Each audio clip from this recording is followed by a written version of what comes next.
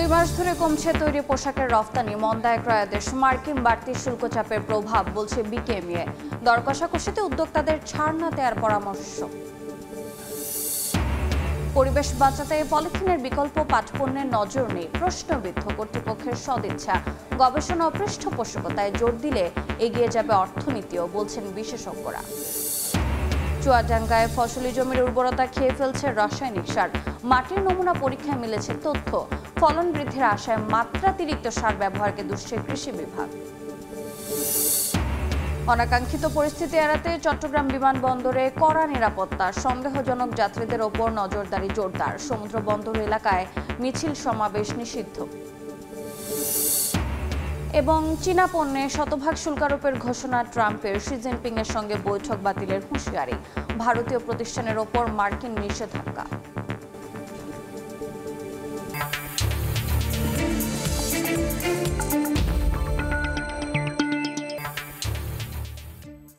দেখছিলেন শিরোনাম। আমন্ত্রণ জানাচ্ছি দেশ ও দেশের বাইরের অর্থ বাণিজ্যের নানা খবর নিয়ে আমাদের নিয়মিত আয়োজন এ সময়ের বাণিজ্যে। আপনাদের সঙ্গে আছি আমি রোজা চৌধুরী। আগস্ট সেপ্টেম্বর টানা 2 মাসে রপ্তানি আয়ের নেতিবাচক প্রবৃদ্ধি নিয়ে মন্দার কবলে পড়েছে দেশের তৈরি পোশাক শিল্প। ক্রয়াদেশেও নেই আশার আলো। এর মধ্যেই রয়েছে মার্কিন বাড়তি শুল্ক উৎপাদকের ঘাড়ে চাপানোর চাপ। এমন বহুমুখী চ্যালেঞ্জ মোকাবিলায় পোশাকের দর কষাকষিতে উদ্যোক্তাদের মূল্য ছাড় না দেওয়ার পরামর্শ নিট শিল্প মালিকদের শীর্ষ সংগঠন বিকেএমইএর। কেবল মার্কিন ও ইইউ বাজারে নির্ভর না থেকে বিকল্প বাজার তৈরির তাগিদ দিচ্ছেন অর্থনীতিবিদরা। MS আরিফিনের report. দেশের রপ্তানি বাণিজ্যের প্রাণশক্তি তৈরি পোশাক শিল্প। এই খাতে ভর করেই গত অর্থবছর মোট রপ্তানি আয় দাঁড়িয়েছে 4,828 কোটি 39 লাখ ডলারে। তবে চলতি অর্থবছর শঙ্কায় ফেলেছে এই খাতটি। বছর ব্যবধানে গেল সেপ্টেম্বরে 5.66% আর বাড়তি মার্কিন শুল্ক কার্যকর করার মাস আগস্টে 4.75% কমেছে পোশাক শিল্পের রপ্তানি আয়। যদিও অর্থ বছরের প্রথম মাস জুলাইয়ে প্রায় 25% প্রবৃদ্ধির জোরে প্রান্তিক হিসেবে জুলাই সেপ্টেম্বরে 9.5% বেশি প্রবৃদ্ধি ধরে রেখেছে খাতটি। জুলাইতে ভালো ছিল, কারণ যেহেতু আগস্টের এমবার্গো ছিল, এক্সপোর্টগুলো না গেলে ওই 20%-এর ওই ট্যারিফে পড়বে। এই জন্য ম্যাক্সিমাম ফ্যাক্টরিগুলো কি করে ওই জুলাইয়ের মধ্যে শিপমেন্টগুলো করে ফেলে। দেখেন আমরা জুলাইয়ের গ্রোথটা ভালো, আগস্টের গ্রোথটা একটু খারাপ। তবে নিট পোশাক ক্রয়াদেশের ইউডি পরিসংখ্যান জানিয়ে দিচ্ছে আগামী চ্যালেঞ্জের কথা। মার্কিন শুল্কারোপ চূড়ান্ত করার আগের মাস জুলাইয়ে বছর ব্যবধানে ক্রয়াদেশ 13% বেশি বাড়লেও শুল্কারোপের মাসে তা কমে যায় প্রায় 4%। সেপ্টেম্বরে 2% কাছাকাছি ক্রয়াদেশ বাড়লেও তেমন কোনো আশার আলো দেখছেন না টানা 2 মাস ধরে নেতিবাচক প্রবৃদ্ধিতে থাকা পোশাক শিল্পের উদ্যোক্তারা। ইউরোপের মার্কেটও কিন্তু আমাদের একটা বিশাল প্রতিযোগিতা পড়তে হয়েছে, সেখানেও আমাদের অর্ডারগুলি এই জন্য কমে যাচ্ছে। তো দুইটা কারণেই মূলত আমাদের এই সময়টার অর্ডার কমছে এবং আগামী কয়েক মাস এই ধারাটা অব্যাহত থাকবে। চ্যালেঞ্জ মোকাবিলায় বাড়তি মার্কিন শুল্কের ভার বহন করবে কে, ক্রেতা নাকি বিক্রেতা? এমন প্রশ্নের সমাধান না হওয়া পর্যন্ত দর কষাকষিতে কোনো ছাড় না দেওয়ার পরামর্শ শিল্প নেতাদের।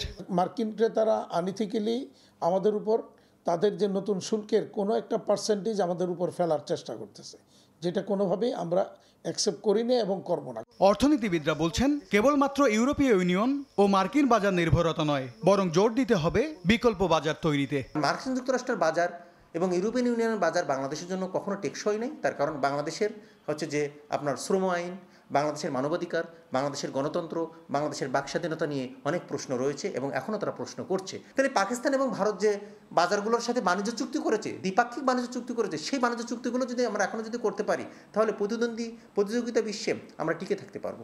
পোশাক শিল্পের মন্দাভাবে গেল মাসে দেশের মোট রপ্তানি আয়ও 1 বছর আগের তুলনায় কমেছে 4.61%। এমএস আরিফিন, সময় সংবাদ, ঢাকা। পরিবেশ বাঁচাতে পলিথিনের বিকল্প হিসেবে পাটকে সামনে আনা হলেও বাস্তবতা ঠিক উল্টো। দিনে দিনে হতাশ হয়ে পড়ছেন পাট চাষিরা। বছরের পর বছর ধরে বন্ধ থাকা রাষ্ট্রায়ত্ত পাটকল আর গবেষণায় স্থবিরতা প্রশ্নবিদ্ধ করছে কর্তৃপক্ষের সদিচ্ছাকে। সমন্বিত পরিকল্পনার অভাবে সোনালী আঁশের সম্ভাবনা কি কেবল কাগজ কলমেই সীমাবদ্ধ থাকবে? বিস্তারিত দেখব আলামিন তুষারের রিপোর্টে। যশোরের ফিরোজ হাসান আর তার ভাই পাটের সঙ্গে জড়িত বহু বছর ধরে দেখেছেন সোনালী সময়ও। যদিও আগের চেয়ে পাট চাষ কমিয়ে দিতে বাধ্য হয়েছেন তারা। তবে যখন পরিবেশ বাঁচাতে পলিথিনের ব্যবহার কমিয়ে পাটজাত পণ্যকে সামনে আনার কথা হলো, তখন তার মতোই আরো অনেক পাট চাষি নতুন করে স্বপ্ন দেখেন। পাটের দাম পায় না বিধায় মানুষ পাট করে না, অন্য কিছু করে। তখন ওই পলিথিনটা বাজারে বেশি ছড়ায়, পাটের দাম বেশি। পাটের ব্যাগ যদি আমরা 5 টাকা একটা ব্যাগ কিনতে পারি, তাহলে তো আমরা 10 টাকা দিয়ে পলিথিন কিনবো না। পলিথিন দেশে যে অবস্থা হয়েছে তাতে তো পরিবেশ নষ্ট হয়ে যাচ্ছে। কারণ পাট দিয়ে যদি পলিথিনের চাহিদা মেটানো যায় তাহলে আমাদের জন্য উপকার, পরিবেশের জন্য উপকার। কিন্তু বাস্তবতায় কেবলই একরাশ নিরাশা। তাদের দাবি, দাম পেলেও সরকারি পৃষ্ঠপোষকতার অভাবে চাহিদা বাড়ছে না এই পণ্যের। পলিথিন উঠাই দিলে পাটের বাজার ভালো হবে, এইটা করলেই সবচেয়ে ভালো। যারা এর মানে আছে, পরিচালক আছে, তারাই একটু সতর্ক হলে ভালো হয়। এদিকে পলিথিনের বিপরীতে পাটের ব্যাগকে সহজলভ্য করার কথা বলা হচ্ছে। অন্যদিকে বছরের পর বছর ধরে রাষ্ট্রায়ত্ত পাটকলগুলো পড়ে আছে। এ ব্যাপারে কোনোভাবেই ক্যামেরায় কথা বলতে রাজি নন পাটকল কর্পোরেশনের চেয়ারম্যান। যদিও জনসংযোগ কর্মকর্তা লিখিতভাবে জানালেন, কর্পোরেশনের আওতায় থাকা 25টি পাটকলের 13টি চালু করতে এরই মধ্যে ইজারা দেওয়া হয়েছে। পর্যায়ক্রমে কাজ চলছে বাকিগুলোরও। সরকারি ব্যবস্থাপনায় পরিচালিত সবগুলো পাটকল এখন বন্ধ। যেগুলো উৎপাদন হচ্ছে সবগুলো যাচ্ছে বেসরকারি পাটকলগুলোতে।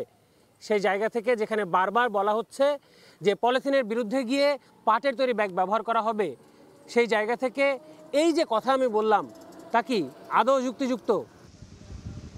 নানা অনিয়ম, গবেষণায় বাজেট সীমাবদ্ধতা আর নতুন প্রযুক্তি বাণিজ্যিকীকরণের অনীহা পিছিয়ে দিচ্ছে বৈজ্ঞানিক অগ্রগতি। আমরা এখনো ট্রায়াল অ্যান্ড এরর বেসিসে কাজ করছি। অনেক পুরাতন যন্ত্র, সেই যন্ত্রপাতির আধুনিকায়ন খুব জরুরি ছিল। এই আধুনিকায়ন হলে আমরা আমাদের এই ফ্যাসিলিটিসটা পেয়ে যাব এবং আমরা আধুনিক কাজগুলি করতে পারব। পাটের ব্যাগ তৈরির ক্ষেত্রে বিনিয়োগ বাড়াতে হবে এবং সেই সঙ্গে আমাদের সায়েন্টিস্ট যারা আছে তাদেরকে উৎসাহিত করতে হবে। সেটা যদি করতে হয় তাহলে অবশ্যই পাট গবেষণার উপর গুরুত্ব দিতে হবে এবং পাট ডাইভার্সিফিকেশনের নিয়ে যারা কাজ করে তাদেরকে উৎসাহিত করতে হবে। পরিবেশ রক্ষায় পাটকে সামনে আনতে তাই বৈশ্বিক আগ্রহ বাড়ানোর ক্ষেত্রেও সোনালী আঁশের দেশ বাংলাদেশকেই কাজ করতে হবে বলে মনে করছেন সংশ্লিষ্টরা। আল আমিন তুষার, সময় সংবাদ, ঢাকা। চুয়াডাঙ্গায় ফসলি জমির উর্বরতা খেয়ে ফেলছে রাসায়নিক সার। সম্প্রতি জেলার সদর উপজেলার মাটির নমুনা পরীক্ষায় মিলেছে এমন তথ্য। এজন্য ফলন বৃদ্ধির আশায় মাত্রাতিরিক্ত সার ব্যবহারকে দায়ী করছে কৃষি বিভাগ। চুয়াডাঙ্গা প্রতিনিধি মাহফুজ মামুনের তথ্য ও ছবিতে রিপোর্ট। ধান, গম সহ দানাদার খাদ্যপণ্য উৎপাদনে কিংবা নানা জাতের সবজি চাষে ফলন বৃদ্ধির আশায় খুব সহজেই রাসায়নিক সার ব্যবহার করেন কৃষকরা। কিন্তু তা কি নিয়ম মেনে করা হয়? এমন প্রশ্ন সামনে এনে সম্প্রতি চুয়াডাঙ্গা সদর উপজেলার 50 জন কৃষকের ফসলি জমির মাটি সংগ্রহ করে উপজেলা কৃষি সম্প্রসারণ অফিস। এরপর মাটিতে রাসায়নিক সারের মাত্রা পরীক্ষার জন্য পাঠানো হয় মৃত্তিকা সম্পদ উন্নয়ন ইনস্টিটিউটে। গেল 14 মে এসেছে সেই পরীক্ষার ফলাফলে উচ্চ থেকে অতি উচ্চ মাত্রায় টিএসপি ও এমওপি সার ব্যবহারের প্রমাণ মিলেছে। এই দুই সার বিঘা প্রতি 12 থেকে 15 কেজি ব্যবহার করার কথা থাকলেও চাষিরা করছেন 50 থেকে 100 কেজি করে। তবে নিম্ন থেকে মধ্যম মাত্রায় রয়েছে urea, DAP, gypsum, zinc sulphate, boric acid সারের ব্যবহার। চুয়াডাঙ্গার কৃষক তরফ থেকে আমার দাবি যে আমাদের চুয়াডাঙ্গাতে একটা মাটি গবেষণা ইনস্টিটিউট অবশ্যই দরকার। টিএসপি এবং ফসফাইটের অতিরিক্ত রয়ে গেছে। কৃষি অফিসাররা যে পরামর্শ দিয়েছে সেই পরামর্শ অনুযায়ী আমি সার দিয়েছি, এতে আমার ফসল ভালো হয়েছে। চাষিদের খেয়াল খুশি মতো সার ব্যবহারে একদিকে যেমন কমছে মাটির উর্বরতা, তেমনি বাজারে বাড়ছে সারের চাহিদা, যার প্রমাণ মিলেছে জেলায় সার কেনার প্রবণতাতেও। অক্টোবর মাসে বরাদ্দ দেয়া 500 মেট্রিক টন টিএসপি সারের মধ্যে প্রথম 8 দিনেই চাষিরা কিনেছেন 499 মেট্রিক টন সার। সেই তুলনায় কম দিচ্ছে সরকার, তো সেই তুলনায় সরকার কম দিচ্ছে, তো আমরা সেইভাবে মেনে নিতে হবে। আর সরকার তো আমাদের ভর্তুকি দিচ্ছে। রাসায়নিক সার দিয়ে কম দেবো আর বাইল পড়বে না, তাহলে আমি কি চাষ করবো? 25 কেজি জীবনও চাষ হবে না। এই অবস্থায় প্রয়োজনের অতিরিক্ত সার ব্যবহারে নিরুৎসাহিত করা হচ্ছে বলে জানান এই কৃষি কর্মকর্তা। সার অত্যধিক পরিমাণে ব্যবহার করার কারণে জমিতে কিন্তু টিএসপি বেড়ে যাচ্ছে বা ফসফরাসের পরিমাণ বেড়ে যাচ্ছে এবং সেটা সামনে হয়তো সমস্যা দেখা দিতে পারে। আমরা এখন থেকে কৃষকদেরকে সচেতন করার চেষ্টা করছি। অতিরিক্ত রাসায়নিক সার ব্যবহারে শুধু মাটি উর্বরতা হারাচ্ছে না, দূষিত হচ্ছে পানি, বাতাস, যার নেতিবাচক প্রভাব পড়ছে মানব শরীরে। সময় সংবাদ, চুয়াডাঙ্গা। দর্শক, আমরা প্রতিবেদনটি দেখছিলাম। কৃষকরা অতিরিক্ত রাসায়নিক সার ব্যবহার করছেন, এর ক্ষতিকর বা সুবিধাজনক দিক নিয়ে আলোচনার জন্য আমাদের সঙ্গে যুক্ত হয়েছেন কৃষি অর্থনীতিবিদ অধ্যাপক ডক্টর জাহাঙ্গীর আলম। স্যার, এর সময়ের বাণিজ্যে আপনাকে স্বাগত। ধন্যবাদ। স্যার, আমরা যেমনটি প্রতিবেদনে দেখছিলাম যে অতিরিক্ত সার ব্যবহার করছেন কৃষকরা, এতে খাদ্যে বিষক্রিয়ার বিষয়টি আসলে কতটুকু হুমকির মুখে পড়েছে? দেখুন, এখানে অনেকগুলো সমস্যা। প্রথমত সমস্যা হলো যে যখন বেশি সার প্রয়োগ করা হয় তখন কৃষকের অর্থনৈতিক সমস্যা হয়, কারণ এমনিতে উৎপাদন খরচ বেড়ে যাচ্ছে। তারপর যদি অতিরিক্ত সার ব্যবহার করা হয় তাহলে উৎপাদন খরচ আরও বেড়ে যাবে। তাতে করে বাজারে যে খাদ্য উৎপাদন হয় এবং যেটা বাজারে আসে সেটারও দাম বেড়ে যাবে। কাজেই এখানে সাশ্রয়ী হওয়া দরকার। দ্বিতীয়ত যে এটা পরিবেশকে দূষণ করে, কারণ আমাদের যে ফার্টিলাইজারগুলো সেগুলো পানিতে মিশে বাতাসে বাষ্প হয়ে ওঠে, তো এইগুলো পরিবেশকে দূষণ করে। এবং আরেকটি সবচেয়ে বড় যে সমস্যা সেটা হলো যে ফার্টিলাইজার তো আমরা আমদানি করি। আমরা প্রায় এখন আমাদের ফার্টিলাইজার যেটা প্রয়োজন সেটা প্রায় 65 লাখ টন। তো 65 লাখ টনের মধ্যে আমরা 45 থেকে 50 লাখ টন আমরা আমদানি করি, এবং প্রতি বছর আমরা যে আমদানি করি সেটার মূল্য প্রায় $200 মিলিয়ন উপরে। তো আমরা যদি এখান থেকে সাশ্রয়ী হই তাহলে কমপক্ষে আমরা $50 মিলিয়ন আমরা সেভ করতে পারব, এবং এটা আমাদের যে বৈদেশিক মুদ্রা সেটার উপরে যে অপচয় সেটা রোধ করবে। কাজেই সার্বিক দিক থেকেই আমাদের এখানে সার বেশি ব্যবহার করা ক্ষতি। এটা আপনি চুয়াডাঙ্গার কথা বলেছেন, এছাড়া অন্যান্য ডিস্ট্রিক্টও কিন্তু আমাদের সাম্প্রতিককালে বাংলাদেশ কৃষি গবেষণা কাউন্সিল এবং মৃত্তিকা সম্পদ উন্নয়ন প্রতিষ্ঠান তারা গবেষণা করে দেখেছে যে প্রায় বাংলাদেশের প্রায় সবগুলো এলাকাতেই বেশি ফার্টিলাইজার ইউজ করে। আমরা যদি আন্তর্জাতিকভাবে দেখি তাহলে চীন সবচেয়ে বেশি ফার্টিলাইজার ইউজ করে প্রতি হেক্টরে, এবং এর পরপরই বাংলাদেশ সবচেয়ে বেশি ফার্টিলাইজার ইউজ করে। তো এই যে এত বেশি পরিমাণে ফার্টিলাইজার ইউজ করে তাতে কিন্তু মাটির উর্বরা শক্তি ক্ষয় হয়, উর্বরা শক্তি কমে যায়, এবং তাতে করে যে সাস্টেইনেবল ডেভেলপমেন্ট, উৎপাদন উন্নয়ন, এটা কিন্তু সম্ভবপর হবে না। কাজে এই দিক থেকেও আমাদেরকে ফার্টিলাইজার ইউজে সাশ্রয়ী হতে হবে, এবং যেটা যত টাকা দরকার, যেটুকু দরকার সেইটুকু। এক তো আমাদের পরিবেশকে ক্ষতিগ্রস্ত করছে, দ্বিতীয়ত আমাদের আর্থিক অপচয় হচ্ছে, এবং তৃতীয়ত আমাদের স্বাস্থ্যগত সমস্যা।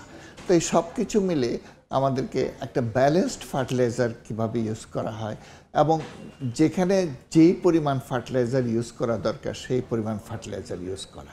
তো এই ক্ষেত্রে কিন্তু আমাদের একটা খামারি অ্যাপস আছে, বাংলাদেশ কৃষি গবেষণা কাউন্সিলের উদ্যোগে একটা প্রকল্প আছে, সেই প্রকল্প থেকে একটা খামারি অ্যাপস তৈরি করা হয়েছে, এবং এটা 468 উপজেলায় সেই অ্যাপসটা চালু আছে। এবং এতে করে কোথায় কি ফসলে কতটুকু পরিমাণে ফার্টিলাইজার ইউজ করতে হবে, কোন ফার্টিলাইজার কতটুকু করতে হবে এবং কিভাবে সমন্বয় করতে হবে, এই কথা কিন্তু বলা আছে। কাজে আমাদের কৃষকদেরকে সেদিকে একটু খেয়াল করতে হবে, অ্যাপসটা ব্যবহার করার জন্য উদ্যোগী হতে হবে। যারা তারপরেও করতে পারবে না, সেখানে আমাদের তো সহকারী সম্প্রসারণ কর্মকর্তারা আছে, তারা মাঠে আছে, তাদের সঙ্গে পরামর্শ করতে পারে। তো মোটামুটিভাবে তাদেরকে এই ব্যাপারে পরামর্শ দেওয়ার লোক আছে, এবং পরামর্শ দেওয়ার সঙ্গে সঙ্গে এখানে অবশ্য প্রশিক্ষণও দরকার, কারণ ফার্টিলাইজার ইউজ সম্পর্কে আমরা গ্রামের মানুষ যারা আছেন ওনারা সবাই কিন্তু খুব অবহিত না, এবং সেই ক্ষেত্রে তাদেরকে স্যার এই জায়গাটাতে একটু জেনে নিতে চাই যে সচেতনতা বৃদ্ধির ক্ষেত্রে কোনো বাধা আছে কিনা? সচেতনতা বৃদ্ধির ক্ষেত্রে কোনো বাধা নাই, বরং সচেতনতা বৃদ্ধির পক্ষেই সবাই মত দিয়ে থাকে। কিন্তু এই ক্ষেত্রে যে প্রশিক্ষণ দেয়া, কৃষকের পাশে থেকে কাজ করা, এটা দরকার, এবং এই উদ্যোগটা সরকারকেই নিতে হবে। বিশেষ করে কৃষি সম্প্রসারণ বিভাগ আছে, তাদের এটা বড় দায়িত্ব। তারা যদি কৃষকের সঙ্গে মিশে ভালোভাবে পরামর্শ দেয়, এবং প্রতি ইউনিয়নে কিন্তু আমাদের কৃষি কর্মকর্তারা আছে, কাজ করে। কাজেই এবং ইউনিয়ন ভিত্তিক অ্যাপসও আছে। কাজে এটা যদি আমাদের কৃষকদেরকে পরিচয় করিয়ে দেয় তাহলে আমার মনে হয় যে অদূর ভবিষ্যতে যে ওভারডোজ ফার্টিলাইজার ব্যবহার করা এবং সেটা হবে না, এবং ফার্টিলাইজার ক্ষেত্রে কৃষকরা সাশ্রয়ী হবে। আমরা আরেকটি প্রতিবেদনে দেখছিলাম যে পাটের পলিথিনের ব্যবহার বন্ধ করে পাটজাত পণ্যের ব্যবহার বাড়ানোর ক্ষেত্রেও সরকার উদ্যোগ নিয়েছিল, কিন্তু কোনোভাবেই আসলে এটির ব্যবহার খুব একটা সুবিধা করা যাচ্ছিল না। এক্ষেত্রে কি দেখেন, পাট নিয়ে অনেক সমস্যা আমাদের। যেমন গত কয়েক বছর ধরে নিয়মিতভাবে লাগাতার পাটের যে আমদানি এটা কমছে, শুধু আর্থিকভাবে না পরিমাণগতভাবেও কমে আসতেছে। এই হলো এক সমস্যা। দ্বিতীয় সমস্যা হলো যে আমরা কিন্তু কমিটেড যে আমাদেরকে পাটের ব্যাগ ব্যবহার করতে হবে এবং পলিথিন পরিহার করতে হবে, কিন্তু এটা কিন্তু পরিহার করা হচ্ছে না। কেন হচ্ছে না?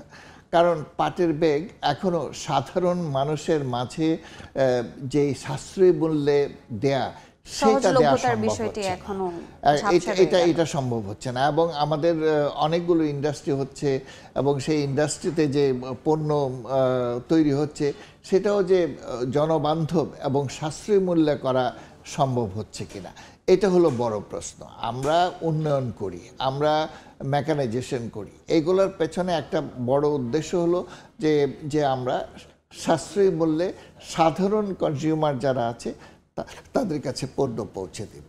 কিন্তু সেটা যদি সম্ভব না হয় তাহলে তো পলিথিন ব্যাগ জনসমক্ষে এটা খুব পপুলার হবে না। আরেকটি জিনিস হলো যে দেখেন, পলিথিন যে ব্যবহার করে দোকানেরা খুব সহজেই ওই পলিথিন একটা ব্যাগে করে বাজার দিয়ে দেয়, তারপরে শাকসবজি এটা দিয়ে দেয়, কিন্তু পাটের একটা ব্যাগ কেউ দিতে চায় না, ওটাগুলো কিনে নিতে হয়। এখন যারা বাজার করতে যায় তারা একটা ব্যাগ কিনেও নিতে চায় না, অনেক ক্ষেত্রে কিনেও নিতে চায় না। তো এই সমস্যাটা আছে। আরেকটি জিনিস আমি যে আপনাকে বলছি যে দীর্ঘদিন ধরে আমাদের এই যে পাটের রপ্তানি, সেই রপ্তানি বাণিজ্যটা হ্রাস পাচ্ছে এবং আমরা রপ্তানি করে যে ডলার আয় করি সেটা কমতেছে, এবং যত পরিমাণগতভাবে যত পাট পণ্য রপ্তানি করি সেটাও হ্রাস পাচ্ছে। তো এই ক্ষেত্রে আমাদের যে দেখেন অনেকগুলো প্রায় 25টা পাট কল বন্ধ হয়ে গিয়েছিল, এবং আমরা চাই যে পাটের ডাইভার্সিফিকেশন হোক, পণ্যের ডাইভার্সিফিকেশন হোক। এখন এতগুলো কল বন্ধ করে রেখে ডাইভার্সিফিকেশন করা, পাট পণ্যের উৎপাদন বাড়ানো এবং বিদেশে রপ্তানি বাড়ানো, এটা হয়তো সম্ভব হচ্ছে না। কাজেই আমাদের এই প্রক্রিয়াটা অনেক দ্রুত করা দরকার। এবং এখানে আমাদের পাট পণ্যের যেমনিভাবে আপনি যে পাটের ব্যাগ তৈরি করবেন সস্তা দামে সাশ্রয়ী মূল্যে, ঠিক তেমনিভাবে আমরা সাশ্রয়ী মূল্যে অনেক বেশি পরিমাণে পণ্য যাতে করে আমরা রপ্তানি করি তার জন্য ব্যবস্থা গ্রহণ করতে হবে। পাটজাত পণ্যের এই ব্যবহার সহজলভ্যতার ক্ষেত্রটি কি খুব বেশি ব্যয়বহুল হয়ে যায়? খুব বেশি ব্যয়বহুল না আসলে। আমাদের তো সরকারি এবং বেসরকারি পর্যায়ে অনেকগুলো পাট কল ছিল এবং এগুলো কাজ করতো, কিন্তু এখন তো এগুলো অন্য একটা ট্রানজিশন পিরিয়ডের মধ্যে আছে। তো এগুলো যদি পাবলিক প্রাইভেট পার্টনারশিপে এগুলো যদি উৎপাদন শুরু হয় তাহলে এদের সঙ্গে আগের যেই পাট পণ্য উৎপাদনকারী প্রতিষ্ঠানগুলো, কোম্পানিগুলো ছিল সেগুলো কাজ করবে, একটা কম্পিটিশন তৈরি হবে এবং প্রত্যেকেই চেষ্টা করবে যে কিভাবে ভালো পণ্য, ভালো মানের পণ্য উৎপাদন করা যায়। এবং যখন প্রতি ইউনিট উৎপাদন দক্ষতা বাড়বে তখন তার উৎপাদন খরচ কমে আসবে, এবং উৎপাদন খরচ যদি কমে আসে বিক্রয় মূল্যটা কমবে, এবং সেটা যদি হয় তাহলে বাংলাদেশের অভ্যন্তরে যেমনিভাবে পাট পণ্যের চাহিদা বাড়বে, বিদেশেও পাট পণ্যের চাহিদা বাড়বে, এবং তাতে করে আমাদের বৈদেশিক মুদ্রা আর্নিং, যেটা আগে তো এক সময় ছিল যে শতকরা প্রায় 80% বা তার চেয়েও বেশি আমরা পাট পণ্য রপ্তানি করে পেতাম, পাট এবং পাট পণ্য, তা এখন তো এটা অনেক কমে গেছে, 3% নেমে এসছে। কিন্তু এখন আমরা চাইতেছি যে শুধু মানে এই রেডিমেড গার্মেন্টসের উপরে নির্ভর করে আমরা রপ্তানি বাজারে আটকে থাকতে চাই না। আমরা ডাইভার্সিফিকেশন চাই, এবং যদি এই ডাইভার্সিফিকেশন করতে হয় তাহলে পাট পণ্যের উপর অবশ্যই গুরুত্ব দিতে হবে। এবং যেহেতু পাট পণ্য রপ্তানির আমাদের একটা ঐতিহ্য আছে, সেই ক্ষেত্রে আমাদের পাট পণ্য যদি উৎপাদন বাড়ে তাহলে আমাদের যে বৈদেশিক মুদ্রা আহরণ সেটা পরিমাণ বাড়বে। স্যার, আপনাকে ধন্যবাদ আমাদের স্টুডিওতে উপস্থিত হবার জন্য। ধন্যবাদ। আমাদের সঙ্গে স্টুডিওতে যুক্ত হয়েছিলেন কৃষি অর্থনীতিবিদ অধ্যাপক ডক্টর জাহাঙ্গীর আলম। দেখছেন এ সময়ের বাণিজ্য, সঙ্গেই থাকুন।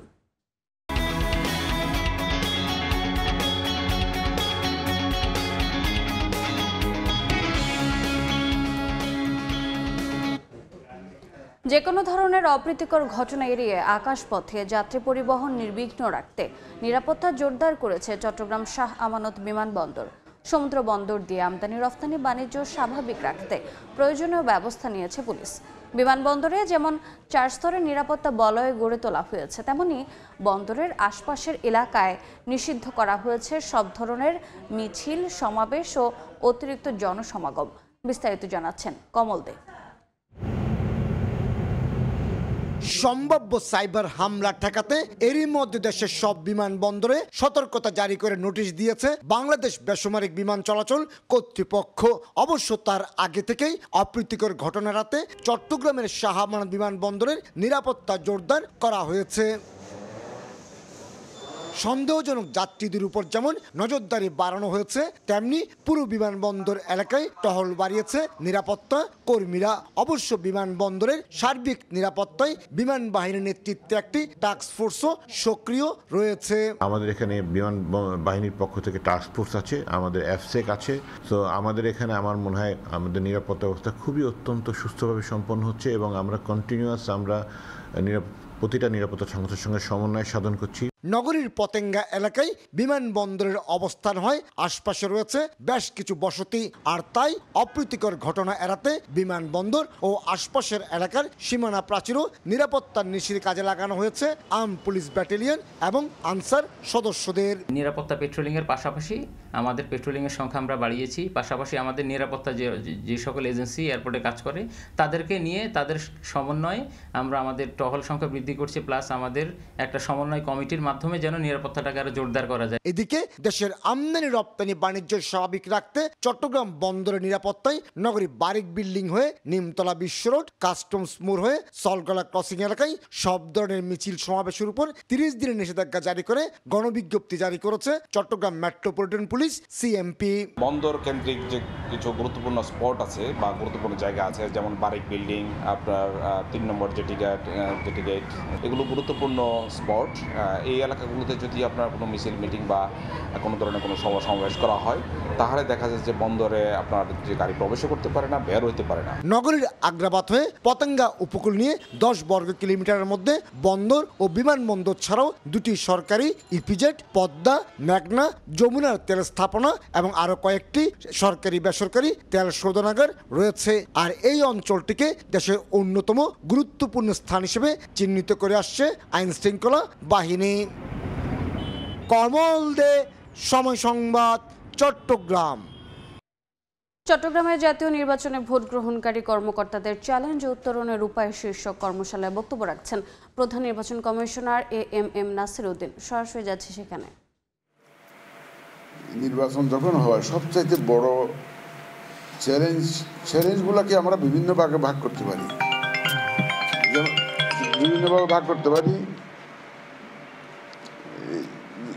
যেমন ধরেন আমাদের চ্যালেঞ্জগুলো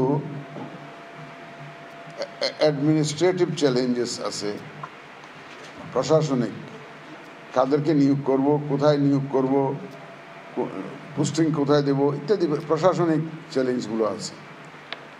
লিগ্যাল চ্যালেঞ্জেস আছে, আইনগত চ্যালেঞ্জেস থাকে, যে কোনো একজনের বিরুদ্ধে অ্যাকশন নেব, কোনো সেন্টারে গোলমাল হলো কী অ্যাকশন নেব, কোন ক্যান্ডিডেটের বিরুদ্ধে কী অ্যাকশন নেব ইত্যাদি আছে।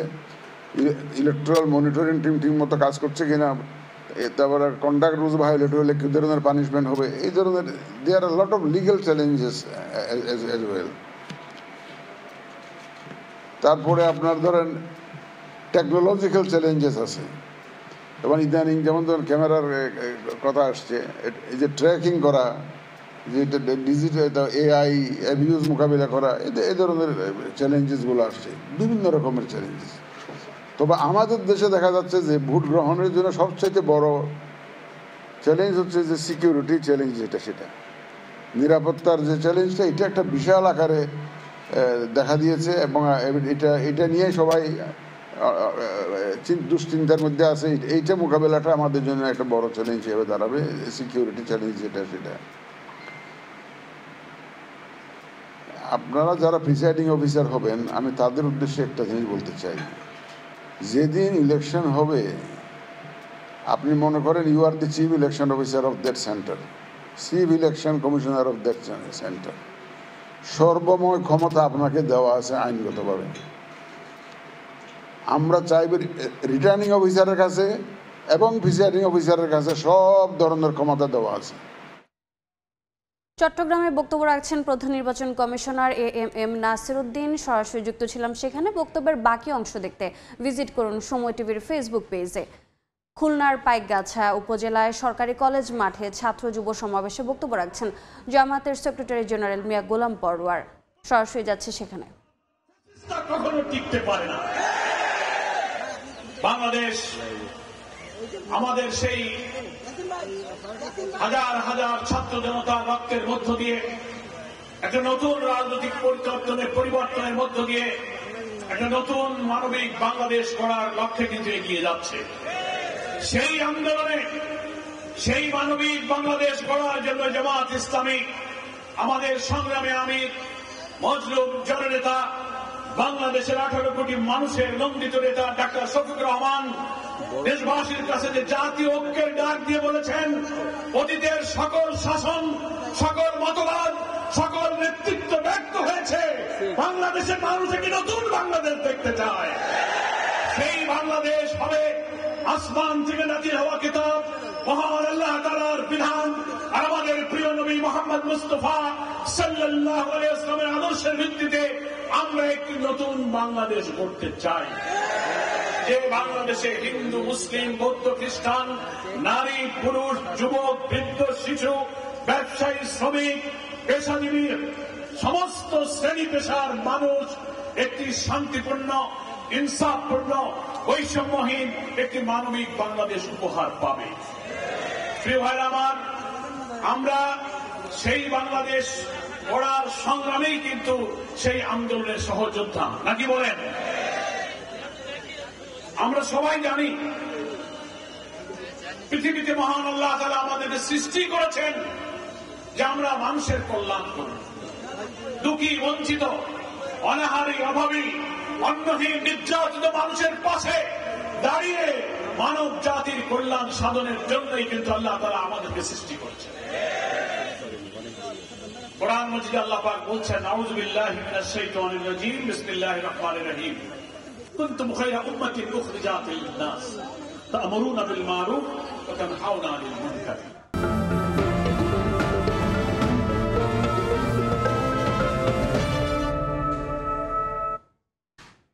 চাঁদপুরের পানের খ্যাতি ছড়িয়েছে বিদেশেও, যদিও ন্যায্য দাম পাচ্ছেন না বলে অভিযোগ হাইমচর ও ফরিদগঞ্জ উপজেলার পান চাষিদের। তাদের দাবি খরচের সিকি ভাগও উঠছে না। এ অবস্থায় ব্যয় কমিয়ে উৎপাদন বাড়ানোর পরামর্শ দিয়েছে স্থানীয় কৃষি বিভাগ। নাইমুল ইসলাম নীরবের ক্যামেরায় ফারুক আহমদের রিপোর্ট। সারি সারি পান গাছ, ঝুলছে ছোট বড় পান পাতা, এমন চিত্র চোখে মেলে চাঁদপুরের হাইমচরের আলগি, মহাজমপুর, কমলাপুর, গন্ডামারা, ফরিদগঞ্জের লাড়ুগা, বিরামপুর, গোবিন্দপুর ও হাওয়াকান্দি সহ অনেক গ্রামে, যেখানে চাষ হয় সুস্বাদু এই পান। বর্তমানে পানের ভরা মৌসুমে ব্যস্ত কৃষকেরা, কেউ গাছ পরিচর্যায়, কেউ বা পরিপক্ক পান বাজারজাত করতে। গত বছর প্রতি বিড়া দাম ছিল 150 থেকে 200 টাকা পর্যন্ত, যা দেখে এবার আবাদ বাড়িয়েছে চাষিরা। বাজারেও চাহিদা রয়েছে, তবে দাম পড়তির কারণে উঠছে না তাদের উৎপাদন ব্যয়ও। আমরা টামলা লইতে পারতেছি না। দেখেন স্যার, বোরের কি অবস্থা, পান ছোট হয়ে গেছে। পানের দাম কম, একবারে কম। এই পানে বর্তমানে এক বিঘা পান পছন্দ যায় 10 টাকা।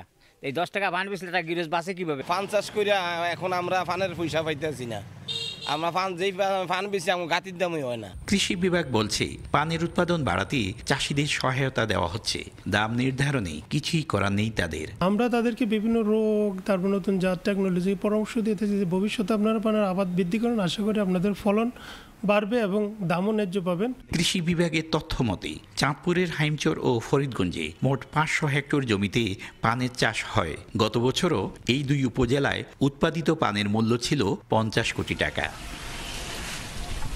যেখানে ছিল 150 থেকে 200 টাকা প্রতি বিড়া পান, তা এখন বিক্রি হচ্ছে 10 থেকে 50 টাকায়। এতে চরম দুর্দিন যাচ্ছে পান চাষিদের।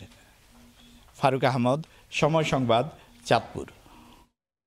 ইলিশ প্রজনন মৌসুমে মা ইলিশের উৎপাদন বাড়াতে নদী এবং সমুদ্রে চলছে 22 দিনের নিষেধাজ্ঞা। মৎস্য বিভাগ ও নৌ পুলিশ, কোস্টগার্ড নদীতে যৌথ অভিযান পরিচালনা করছে। বিস্তারিত জানাতে তেঁতুলিয়া নদীতে আছেন সহকর্মী মোহাম্মদ মনির হোসেন বাদল। সরাসরি যাচ্ছি তার কাছে। বাদল, চলছে ইলিশের প্রজনন মৌসুম, আর 4 অক্টোবর থেকে 25 অক্টোবর এই 22 দিন ইলিশের প্রজনন মৌসুম চলবে। আর ইলিশের প্রজনন মৌসুম সফল করতে তেঁতুলিয়া পায়রা নদীতে ইতিমধ্যে প্রশাসন অভিযান পরিচালনা করছে। আমরা আজকে যে দাঁড়িয়ে আছি এটা তেঁতুলিয়া নদীতে, আর এই তেঁতুলিয়া নদীতে একটি অভয়াশ্রম রয়েছে মা ইলিশের। বাউফল উপজেলা মৎস্য কর্মকর্তা এবং প্রশাসনের আজকে কিন্তু এই তেঁতুলিয়া নদীতে অভিযান পরিচালনা করছে। আপনারা দেখতে পাচ্ছেন এই তেঁতুলিয়া নদীতে কিন্তু ইতিমধ্যে কিন্তু প্রশাসন তারা অভিযান পরিচালনা করছে। আর 4 অক্টোবর থেকে যেহেতু এই ইলিশের এটা প্রধান প্রজনন মৌসুম, এই সময় কিন্তু মা ইলিশ সমুদ্রের নোনা পানি থেকে মিষ্টি পানিতে, নদীর মিষ্টি পানিতে ডিম ছাড়তে আসে। আর এই স্বচ্ছন্দে যাতে কোনো অসাধু জেলে এই মা ইলিশ ধরতে না পারে সেজন্য কিন্তু এই অভিযান পরিচালনা করে আসছে। আর এই অভিযানে সফল করতে কিন্তু ইতিমধ্যে জেলা মৎস্য কর্মকর্তার নির্দিষ্ট যে উপজেলা যে মৎস্য কর্মকর্তারা আছে পটুয়াখালী জেলার সহ যে 38টা যে নদী রয়েছে 38টা নদীতে কিন্তু ইতিমধ্যে অভিযান পরিচালনা করছে। আমরা আজকে দাঁড়িয়ে আছি যে তেঁতুলিয়া নদীতে এটি একটি বড় কিন্তু মা ইলিশের অভয়াশ্রম। আর এই সময় কিন্তু নদীতে সমুদ্রের নোনা পানি থেকে মা ইলিশ কিন্তু এই যে মিষ্টি পানিতে কিন্তু ডিম ছাড়তে আসে। আর স্বচ্ছন্দে যাতে ডিম ছাড়তে পারে সেজন্য প্রশাসনের কিন্তু কঠোর নিরাপত্তা ব্যবস্থা রয়েছে। আপনারা দেখতে পাচ্ছেন এই তেঁতুলিয়া নদীতে কিন্তু এখনো কিন্তু অভিযান পরিচালনা করছে প্রশাসন, অভিযান পরিচালনা করছে। আর জেলেদের যে অভিযোগ রয়েছে তারা চাল না পাওয়ার একটা অভিযোগ রয়েছে, কিন্তু এই বিষয়ে আমি উপজেলা মৎস্য কর্মকর্তা বা জেলা মৎস্য কর্মকর্তার সাথে কথা বলেছি। তারা যে বিষয়টা জানিয়েছে তাদের ইতিমধ্যে 60% চাল দেওয়া হয়েছে। পটুয়াখালী যেহেতু 67,000 নিবন্ধিত জেলে আছে, এর ভিতর প্রায় 65,000 জেলেকে কিন্তু এই 22 দিনে কিন্তু 25 কেজি করে সরকারিভাবে চাল সহযোগিতা দেওয়া হবে।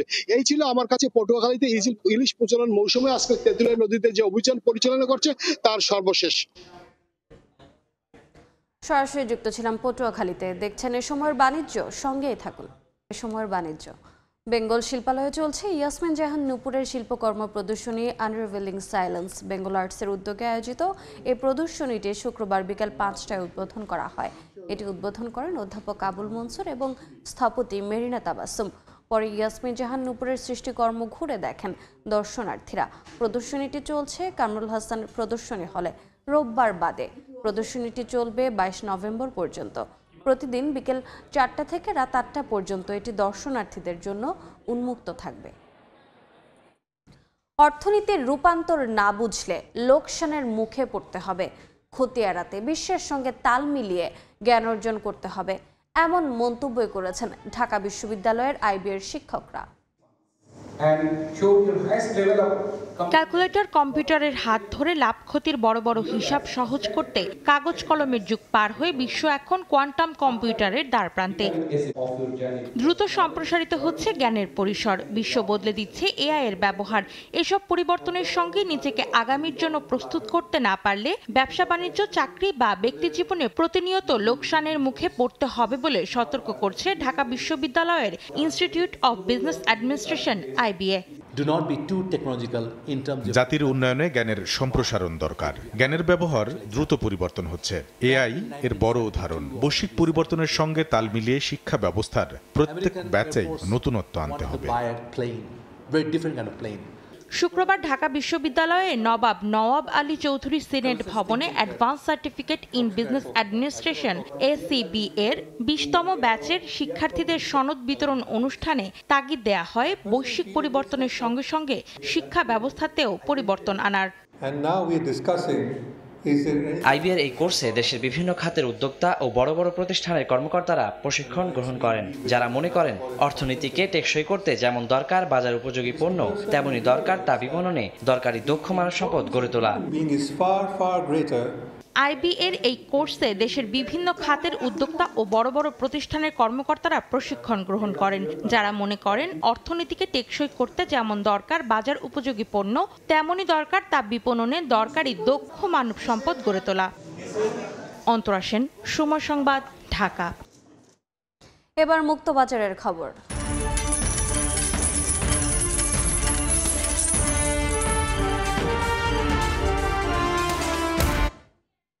গাজার যুদ্ধবিরতি চুক্তির কারণে বিশ্ববাজারে নিম্নমুখী জ্বালানি তেলের দাম একদিনেই 4% বেশি কমেছে। ডব্লিউটিআই এর দাম আর ব্রেন্ট ক্রুডের কমেছে প্রায় 4%। বিশ্ববাজারে কমছে ওয়েস্ট টেক্সাস ইন্টারমিডিয়েটের দাম। এই ধারাবাহিকতায় একদিনে প্রায় 4.5% কমে শনিবার সকালে প্রতি ব্যারেল বিক্রি হয়েছে $59। মাস ব্যবধানে কমেছে 5.56%। দাম কমেছে ব্রেন্ট ক্রুডেরও। মাস ব্যবধানে প্রায় 5.5% দাম কমে প্রতি ব্যারেল বিক্রি হয়েছে $62.73। একদিনে কমেছে প্রায় 4%। আন্তর্জাতিক গণমাধ্যমের প্রতিবেদন বলছে, গাজার যুদ্ধবিরতি চুক্তির কারণে মধ্যপ্রাচ্যের ভূরাজনৈতিক উত্তেজনা কিছুটা কম। এতে ঝুঁকি কমেছে তেল সরবরাহ চেইনে, নিম্নমুখী হয়েছে জ্বালানি তেলের দাম। গত সপ্তাহে কমতির দিকে থাকা গ্যাসোলিনের দাম আরও কমেছে। শনিবার প্রতি গ্যালন এই জ্বালানি বিক্রি হচ্ছে প্রায় $2। মাস ব্যবধানে কমেছে 8.2%। এদিকে প্রাকৃতিক গ্যাসের দাম মাস ব্যবধানে 5.86% বাড়লেও কমেছে সপ্তাহ ব্যবধানে। একদিনে 5% কমে প্রতি MMBTU প্রাকৃতিক গ্যাস শনিবার সকালে বিক্রি হয়েছে $3.10। তেল গ্যাসের দাম কমলেও বেড়েছে কয়লার। মাস ব্যবধানে 3.62% দাম বেড়ে প্রতি টন কয়লা বিক্রি হচ্ছে $104.55। অন্তরা সেন, সময় সংবাদ। বাণিজ্য। চীনের ওপর নতুন করে আরও 100% শুল্ক বাড়ানোর ঘোষণা দিয়েছেন মার্কিন প্রেসিডেন্ট ডোনাল্ড ট্রাম্প। একই সঙ্গে চীনা প্রেসিডেন্ট শি জিনপিং এর সঙ্গে পূর্ব নির্ধারিত বৈঠক বাতিলেরও হুঁশিয়ারি দিয়েছেন তিনি। ডোনাল্ড ট্রাম্পের পাল্টা শুল্ক নীতি নিয়ে শুরু থেকেই দ্বন্দ্ব চলছে চীন ও যুক্তরাষ্ট্রের। পাল্টাপাল্টি হুমকি ও শুল্কারোপে পিছিয়ে নেই দেশ দুটির কোনোটি। চীনের নতুন রফতানি নিয়ন্ত্রণ পরিকল্পনা কার্যকরের পর সেই উত্তেজনার পালে আবারও হাওয়া লাগলো। ওই পরিকল্পনায় বিরল খনিজ রফতানি ও উৎপাদন প্রযুক্তি, সামরিক ও সেমিকন্ডাক্টর ব্যবহারের উপর নিয়ন্ত্রণ অন্তর্ভুক্ত থাকায় চটেছেন মার্কিন প্রেসিডেন্ট। চীনের এই নীতি কার্যকর হওয়ার পর শুক্রবার সামাজিক যোগাযোগ মাধ্যমে ক্ষোভ প্রকাশ করেন মার্কিন প্রেসিডেন্ট। বলেন, চীন প্রতিনিয়ত শত্রুতামূলক পদক্ষেপ নিয়ে যাচ্ছে, যা বিশ্ববাজারকে স্থবির করে দেবে। চীন সহ বিশ্বের সব দেশ এতে নেতিবাচকভাবে প্রভাবিত হবে বলেও সতর্ক করেন ট্রাম্প। এ অবস্থায় 1 নভেম্বর থেকে চীনের উপর আরও 100% শুল্কারোপের ঘোষণা দিয়েছেন ট্রাম্প। একই দিন থেকে বিভিন্ন গুরুত্বপূর্ণ সফটওয়্যার রফতানির উপরেও নিয়ন্ত্রণ আনার কথা জানান তিনি। এছাড়াও চীনের প্রেসিডেন্ট শি জিনপিং এর সঙ্গে পূর্ব নির্ধারিত বৈঠক বাতিলেরও হুঁশিয়ারি দেন মার্কিন প্রেসিডেন্ট। বলেন, এ অবস্থায় তার সঙ্গে দেখা করার কোনো কারণ আছে বলে তিনি মনে করেন না। ট্রাম্পের এই পদক্ষেপের পর বিশ্বজুড়ে শেয়ার বাজারে পতন দেখা যায়। বিনিয়োগকারীদের শঙ্কা, চীনের সঙ্গে নতুন বাণিজ্য যুদ্ধ মার্কিন অর্থনীতিতে নেতিবাচক প্রভাব ফেলতে পারে। সাদিয়া তাসনিম, সময় সংবাদ। এ পর্যায়ে শীর্ষ সংবাদগুলো জানিয়ে দিচ্ছি আরেকবার। 2 মাস ধরে কমছে তৈরি পোশাকের রফতানি, মন্দায় ক্রয়াদেশ। মার্কিন বাড়তি শুল্ক চাপের প্রভাব, বলছে বিকেএমইএ। দর কষাকষিতে উদ্যোক্তাদের ছাড় না দেওয়ার পরামর্শ। পরিবেশ বাঁচাতে পলিথিনের বিকল্প পাটপণ্যে নজর নেই, প্রশ্নবিদ্ধ কর্তৃপক্ষের সদিচ্ছা। গবেষণা ও পৃষ্ঠপোষকতায় জোর দিলে এগিয়ে যাবে অর্থনীতিও, বলছেন বিশেষজ্ঞরা। এবং চুয়াডাঙ্গায় ফসলি জমির উর্বরতা খেয়ে ফেলছে রাসায়নিক সার। মাটির নমুনা পরীক্ষায় মিলেছে তথ্য, ফলন বৃদ্ধির আশায় মাত্রাতিরিক্ত সার ব্যবহারকে দুষছে কৃষি বিভাগ।